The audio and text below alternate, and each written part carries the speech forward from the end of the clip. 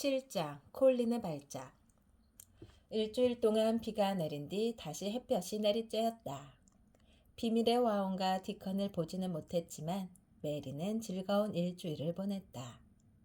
메리는 매일같이 콜린의 방으로 가서 함께 책을 보며 비밀의 와온과 디컨, 황무지에 있는 오두막에 대해 떠들어댔다.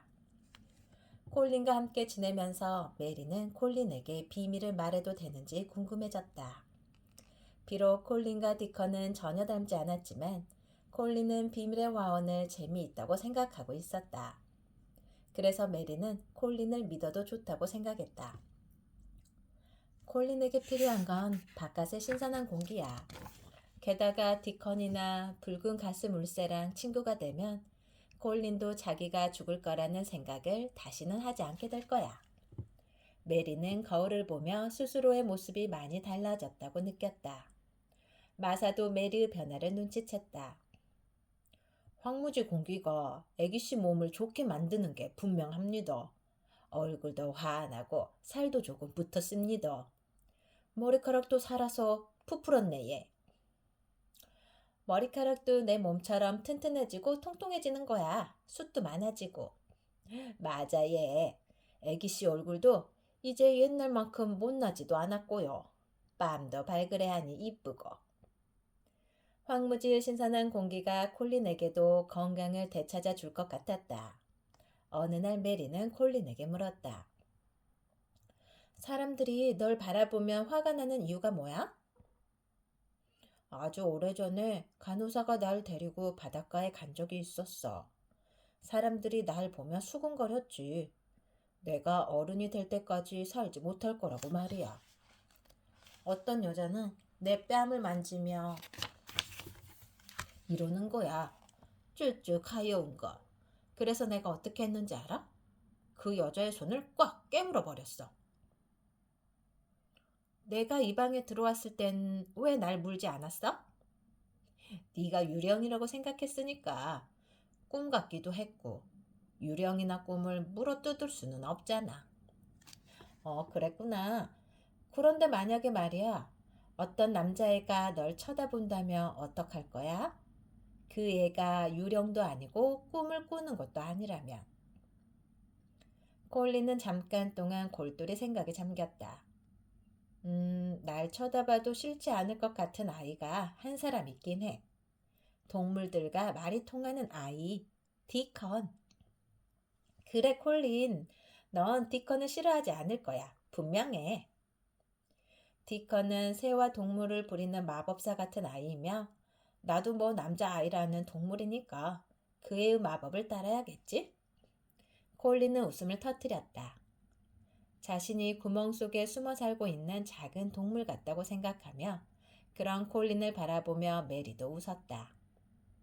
햇빛이 쏟아지는 이른 아침, 메리는 싱그러운 기분으로 잠에서 깼다. 창문을 열자 황무지의 신선한 바람이 쏟아져 들어왔다. 메리는 신선한 공기를 양껏 들이켰다. 아, 도저히 못 참겠다. 정원을 보러 가야지. 이제 혼자서 옷을 입을 줄 아는 메리는 순식간에 옷을 챙겨 입고 밖으로 뛰어나갔다. 바람 소리와 새들이 짹짹거리며 노래하는 소리로 가득했다. 메리는 자기도 휘파람을 불고 노래를 불러야 할 것만 같아 몸이 근질거렸다. 붉은 가스물새가 왜 항상 노래하는지 이제 알겠어. 메리는 비밀의 화원으로 향했다. 그동안 내린 따뜻한 비는 세상을 바꾸어 놓았다. 나무 뿌리와 흙을 뚫고 새싹이 돋아났다. 크로코스 줄기가 여기저기에서 노란빛과 보랏빛을 띠고 있었다. 반년 전만 해도 메리는 봄이 되면 이 세상이 어떤 모습으로 깨어나는지 전혀 알지 못했다. 하지만 이제는 모든 것을 볼 수 있는 아이가 되었다.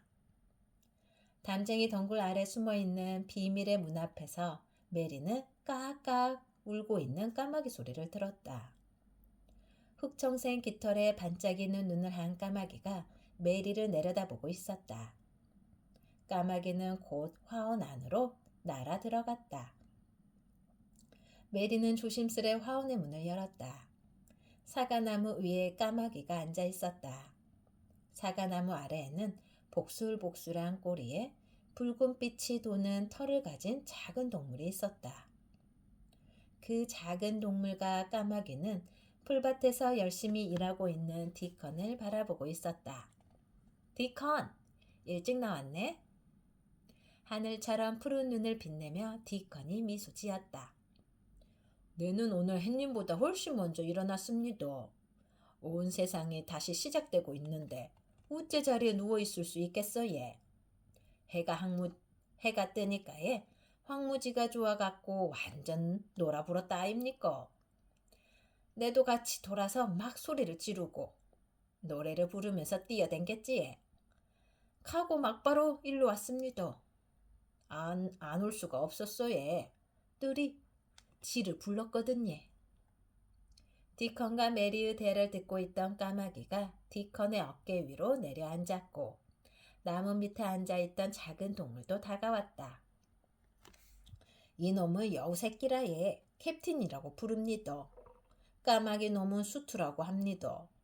두 녀석 다 내랑 똑같이 황무지를 가로질러 왔으니까 얘.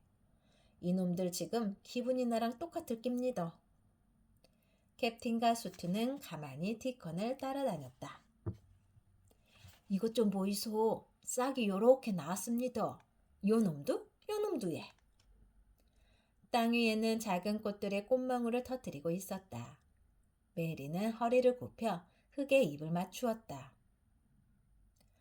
사람한테는 절대 이렇게 입맞춤하지 못할 텐데 꽃한테는 100번이고 입을 맞출 수 있어. 두 아이는 땅에 코를 대고 킁킁거리며 즐겁게 웃었다. 그날 그들에게 또 한 가지 기쁜 일이 일어났다.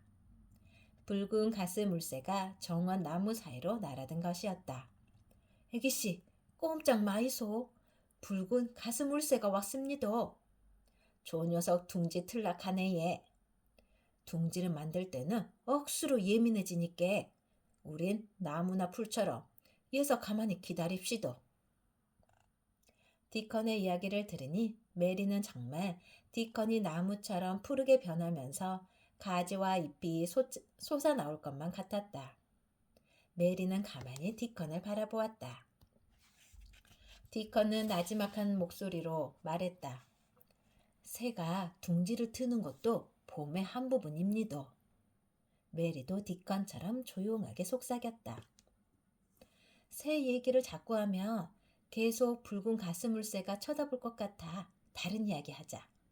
너 말이야, 혹시 콜린을 알아? 애기씨도 콜린 도련님을 아십니까? 그 애 만났어. 이번 주 내내 그 애랑 이야기를 나눴는걸? 걘 날 보면 자기가 죽어가고 있다는 사실을 잊을 수 있어서 기분이 좋대. 참말입니까? 와, 억수로 기쁘네 얘. 콜린 도련님 이야기는 비밀이라 하면 안 되는 거였거든요. 얼마나 답답했는지 모릅니다.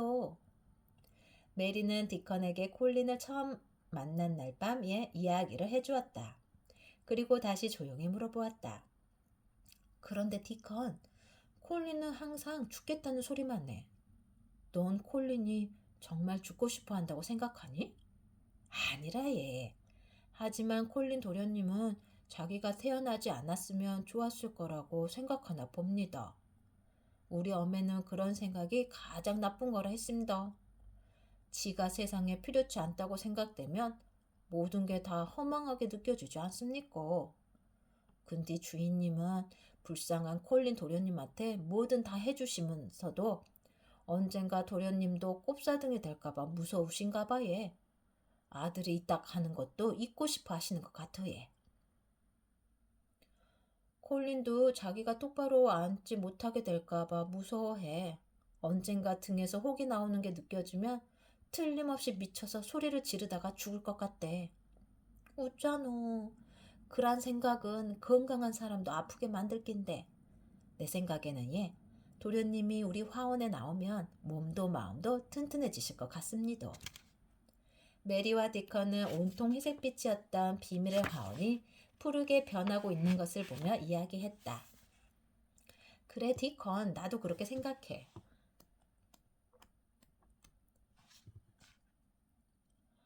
콜린이 우리와 같이 밖으로 나오기만 한다면 분명 건강해질 거야. 맞습니다. 의사 선생님도 치료보다 그게 훨씬 좋을 깁니다. 언젠가 우리 꼭 콜린 도련님을 대뿔고 비밀의 화원으로 오입시다. 응, 그래 좋아. 붉은 가스물새야, 너 어디 가서 우리 이야기 고자질하면 안 된다. 알겠지? 두 아이는 햇볕 아래서 열심히 일을 했다. 가끔 디컨이 피리를 불어주기도 했다. 종일 콜린을 보지 못한 터라 일을 마친 메리는 집으로 달려갔다.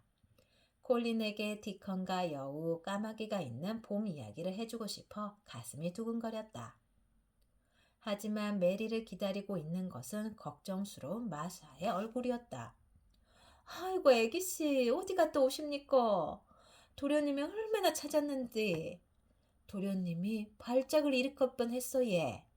달래느라 얼마나 욕받는지 말도 못합니다. 콜린의 방으로 온 메리는 화가 난 콜린과 맞닥뜨려야 했다. 오늘 왜 안 왔어? 디컨과 화원에서 일을 했어. 뭐라고? 네가 나한테 안 오고 그 자식하고 화원에만 있겠다면 다신 디컨을 우리 집에 못 오게 할 거야. 메리도 몹시 화가 났다. 흠, 네가 디컨을 못 오게 하면 나도 다시는 널 보러 오지 않을 거야. 네 맘대로 될 것 같아? 하인을 시켜서 널 강제로 내 앞으로 끌고 올 텐데. 어머, 그러세요, 왕자님? 그래도 소용없을걸? 누가 강제로 날 끌고 온다고 해도 절대 입을 열지 않을 테니까. 널 쳐다보지도 않을 거고 말도 하지 않을 거야. 바닥만 보고 있을 거라고. 둘은 제대로 만난 막수였다.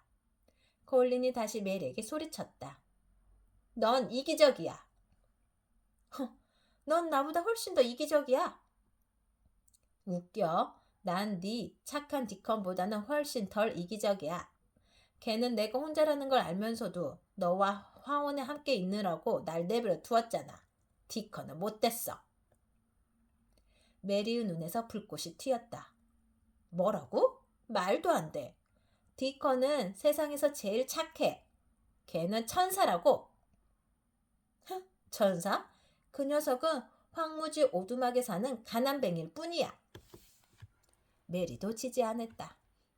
못된 왕자님보다는 착한 가난뱅이가 훨씬 나.